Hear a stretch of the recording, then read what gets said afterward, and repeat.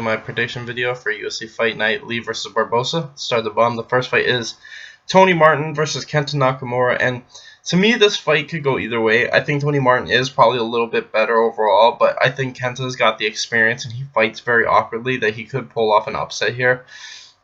I also feel like Tony Martin's been submitted a couple times in the past because, he's a little too wild on the ground, and I think Kenta might be able to take advantage of that, and I think that's what's going to happen. I think the striking will be close, and I think sooner or later Kenta's going to get a takedown, and when he does, I think he's going to take advantage of a misstep from Martin and win by submission.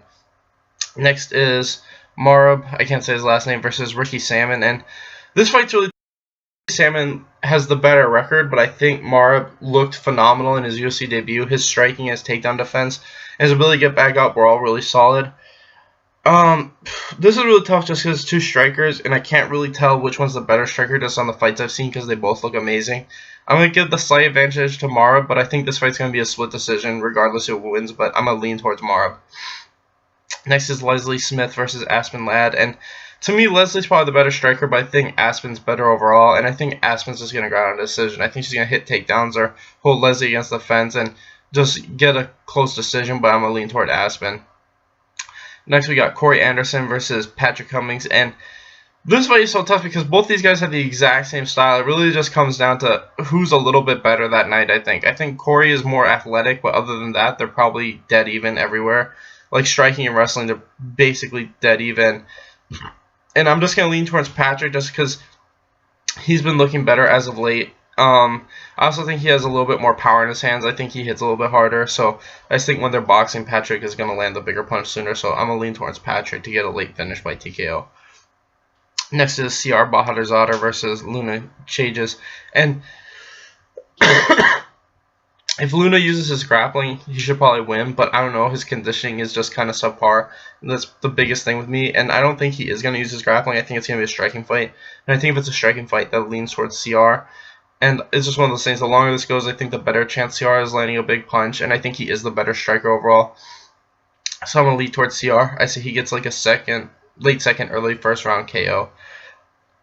Next is Magmagod, I can't say his last name, versus Lucas Sasaki, and this fight's really tough just because Magmagod looked, he showed that he's crackable, and I feel like he's really only shown that he has good wrestling. I don't think his submission game is super amazing. I don't think his striking game is super amazing. I think Aluka Sasaki's got better in both. I mean, he could definitely just grind out Aluka, but I think Aluka is going to be able to hit him with strikes and eventually hit a submission on the ground. So I'm going to lean towards Aluka. I say he wins by submission sooner or later. Next is Ryan LaFleur versus Alex Garcia, and to me, Alex, he's probably going to be able to stuff most of the takedowns, and he's definitely the better striker, but his conditioning's always been kind of shitty, and that's Ryan LaFleur's biggest strength.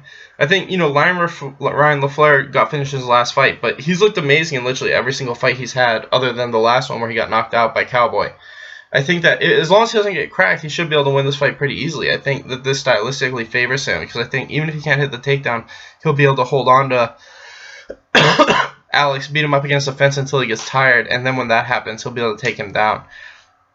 I just feel like this fight really favors Ryan. As long as he doesn't get caught with a big punch, he should be able to win this fight by decision just because of the better cardio.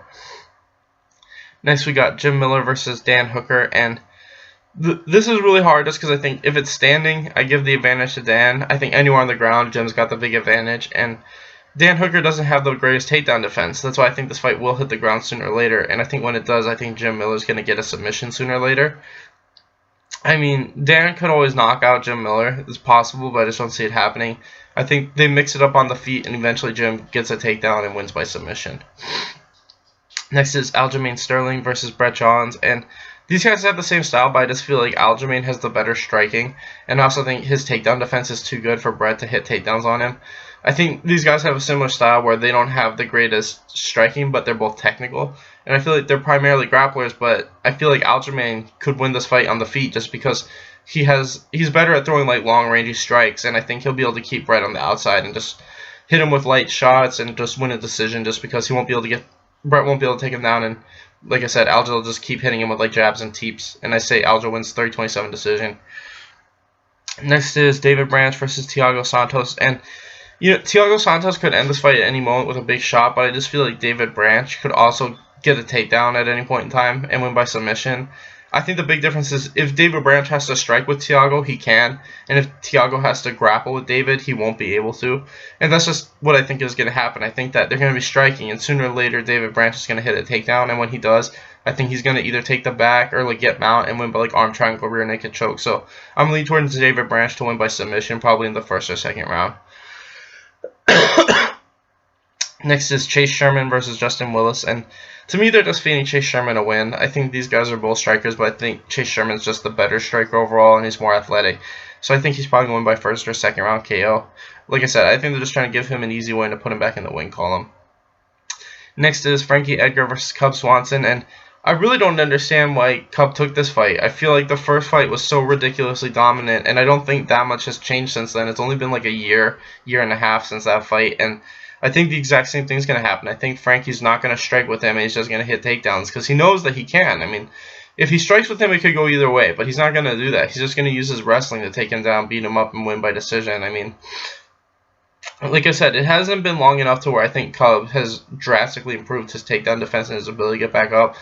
I think the exact same thing is going to happen. Frankie's just going to win a dominant 30-27 decision or get a late third round submission by rear naked choke. Next is Edson Barboza versus Kevin Lee, the main event, and this fight's really tough just because I think both these guys have kind of shit conditioning. It just kind of comes down to who does what first. Kevin Lee's biggest strength is obviously his mount, whether he's on top mount or back mount. I think Kevin Lee also has a big advantage wrestling overall. Striking, Barboza is definitely better, but it's not like Kevin Lee can't stand with him. It's really tough just because I feel like if Kevin Lee can get this to the ground and especially get mount, it's probably over.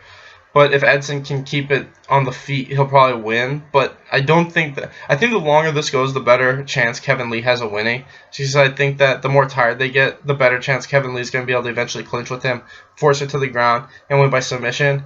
And that's what I see happening. I think it's going to be a fast-paced fight for as long as it lasts. And one of two things are going to happen. Barboza's going to land a big punch and knock out Kevin Lee, or Kevin Lee will eventually drag it to the ground and either take Barboza's back or mount him and just finish him with strikes or a rear naked choke. And I'm just leaning towards Kevin Lee doing that. I don't know what round it will be in, but I think eventually he'll get Barboza to the ground. I think whether he gets top mount or back mount, he's just going to be able to finish him from there.